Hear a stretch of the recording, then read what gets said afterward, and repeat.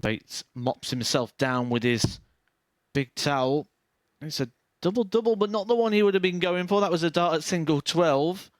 A double-double with no trouble.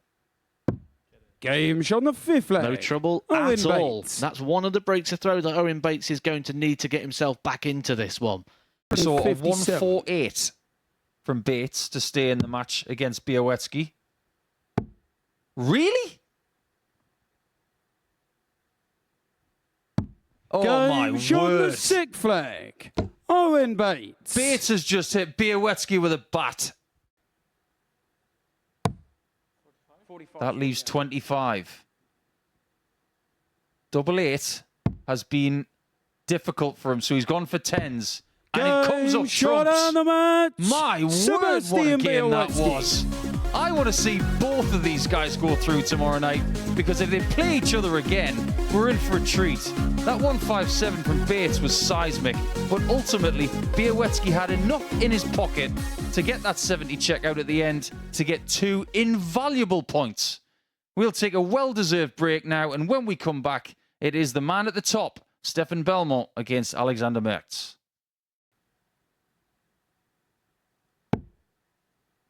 This could be a moment.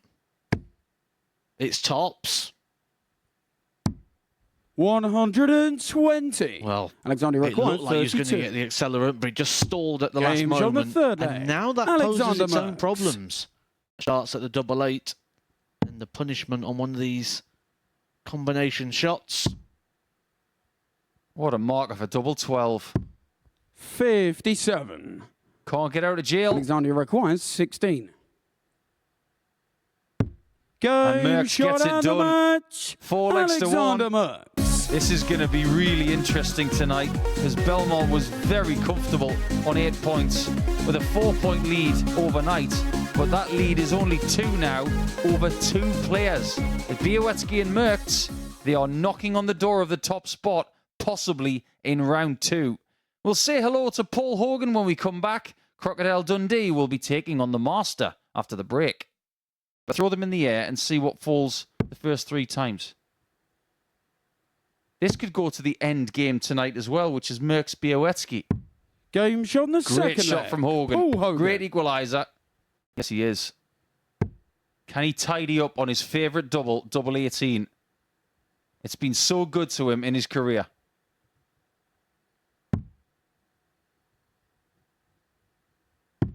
He does find 9s, and Bates is in trouble Paul now. Hogan. Because Horgan is only 2 points behind him, and his chance of getting into the top 3 is still alive. Thanks to that really good display on the doubles. You can see it was 50%, his highest checkout with the last 3 darts of the contest. And Horgan wins by 4 legs to 2 prior to a Belmont-Biowetsky battle, which will be their 5th meeting of the week after this. Belmont won last night and on Monday, but on Tuesday and Wednesday, Biowetsky had their better of him. Every single game they've had has had a minimum Game shot on the of 1st 6 leg. legs. Sebastian So watch Biowetsky. out for that, as Biowetsky takes the first leg in 12. He requires 67. He's left himself in the basement again. This is where that loose last dart could come into play from Biowetsky, because he only gets the 1 dart at the Game double. shot on the 6th This leg. time, it's Sebastian all he needs. Biowetsky. That, what you are watching over these last couple of legs, is the game of darts. Urgency. That's what this is. That's what's causing this performance now. The finishing line is there. He's only gone and done it again. Match. He's survived match Sebastian darts not Biowetsky. once but twice. And he is now on 8 points as well as Belmont, who's lost his first 2 games of the night. Based on those statistics, you might feel that he doesn't deserve to win that match. But Biowetsky, the survivor, is 100%. As to how, I'm not sure. But when we come back, it's going to be Paul Horgan. He's up against Alexander Merks, who is trying to get to 8 points himself. Such a lovely chap. What does he fancy? He does like double 18. Hence why he's left it. Game shot on Things the are starting 1st to leg. work. Paul for Hogan. Hoagie, who's got a lot of friends in this part of the world. 127. But Merks is on a 127 and for the game. 102. Very For your close, required and Horgan 80. has been warned.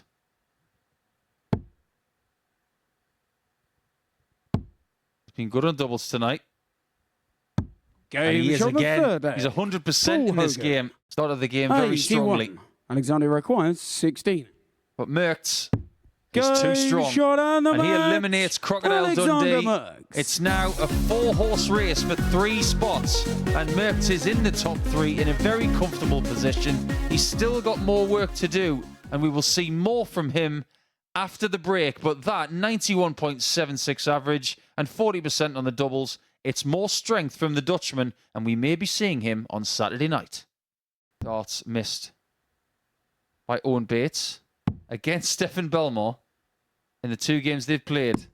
Game shot the Oh, first boy. egg. Stefan Belmont. That's gotta hurt. Imagine where Bates would be in this game had he taken that first leg. Game shot He hasn't got the fourth leg. either. Stefan Belmont. But by normal equations, you'd say Stefan Belmont is going to get 6 darts here at the 91. That leaves 82. That doesn't.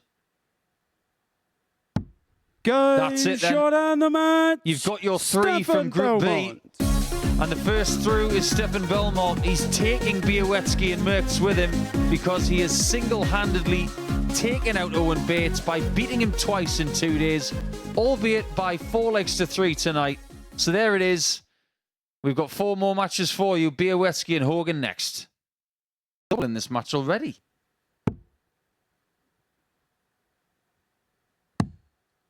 Double top. That sees Game shot Horgan in the double his second lead. leg. Paul Horgan. Restoring pride a little bit is Horgy tonight. How hungry is Crocodile Dundee? Double 5. Game he's only gonna win it shot 4 on the legs to 1. match. Paul Horgan. He shrugs the shoulders, but it's a very good performance. He didn't have the best average in that game. He didn't need it because his doubles were so good. And again, it's a performance here in Group B where somebody misses too many darts at the outer ring early. So we'll go forward to our next game, which is Game 8. Owen Bates and Alexander Merks. Next. 76. In consecutive games. Double 18. Game shot Too on good the on this match. occasion. Alexander And Owen Merks. Bates says goodbye for now to both referee and opponent and to all of us. All the very best to you in your immediate future, Owen. We'll see you soon. But as far as Alexander's concerned, he wins 4-1 and we'll see him in Game 10. But not before we see Stefan Belmont and Paul Horgan finish their campaign in Group B. He's not gone up against a Hurrell or a Mitchell this week, who have been producing at a higher level than he has. Game shot on the fourth leg. But he is a very good Stefan doubler. Belmont. Plenty of looks at double 9 tonight. Game That's his shot last on the double 9 match. in Paul week 7 Horgan. and his last in Series 4 as well. He's eliminated, but Stefan Belmont relaxed, doesn't get the win, but will be here on Saturday night, but finishes his campaign in Group B with a 4-2 loss to Paul Horgan. Perfect in qualifying. Game Oh, shot on the so first good. leg. Alexander Merks. He's in a rush. He's got a cab waiting, apparently, 46. to win it. Just like Game that. shot on the match. 6 Alexander minutes Merks. and 44 seconds to beat Sebastian Biowetsky by 4 legs to 0. 98.56 and 50% on the doubles with a high check out of 104. And he got himself a couple of maxes in the end leg as well. That was a stunning display from Alexander. And just to cap everything off, he's only gone and won the group and denied Stefan Belmont that glory as well. Biowetsky finishes 3rd, Belmont finishes 2nd, Merks is the top of the tree, and they will be the 3 going forward to join Mitchell, Hurrell and Bolton on Saturday night. That's enough from me, but we've got a little bit more from Henry and from Edgar on the balcony. Thank you very much, Paul. Well, Alexander Merks, we'll talk about his night as a whole in just a second, but that performance was incredible.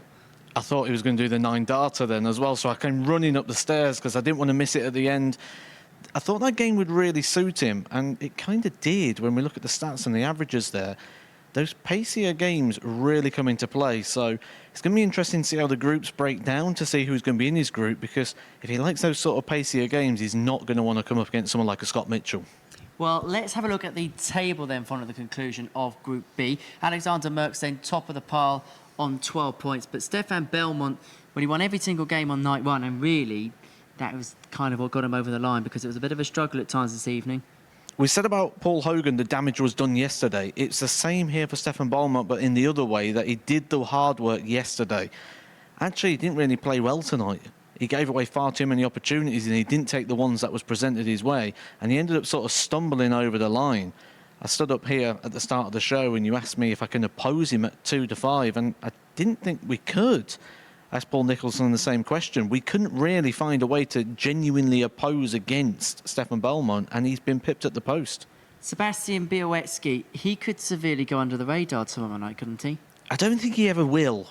I don't think we'll ever let that happen. We're far too respectful of the talent that he's got, and he's done far too much in the game for him to ever really go under the radar. The second he starts playing something well, we'll jump straight on him as a real runner and rider, because I said something at the very start of this show.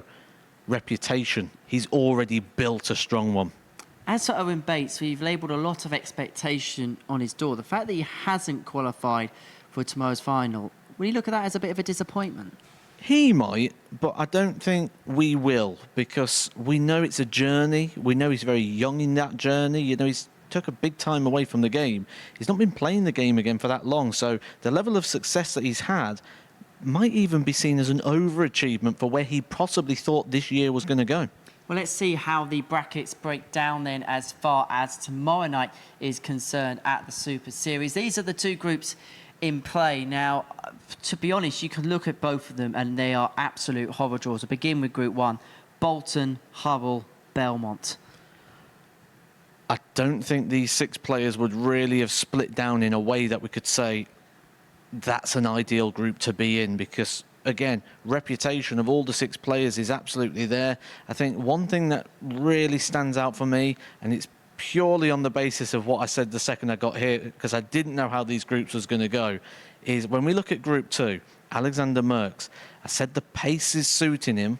He's not going to want to play one of the slow players. He's arguably got the slowest player we've got here this week in Scott Mitchell. Tell you what, this has got the potential to be one of the great nights under this roof. When you look at the talent on the show and some of the things we've seen this week. You said it there, great nights. We've had good nights, we've had competitive nights, we've had close nights, we've had nights we can't really call, but what we've got here is we've got 6 players who could really hit top standards, and statistically wise, drama wise, give us a really good show. Right, after what happened earlier, no hugging on the final link, because we are going to leave you for now at the Modus Super Series. We're going to be back tomorrow night, 7:30 is when we're going to kick proceedings off on the YouTube channel before going live on Sporty Stuff TV at 10 p.m. this evening. Well, as far as Group B was concerned, Alexander, he was the greatest. We'll see you tomorrow night.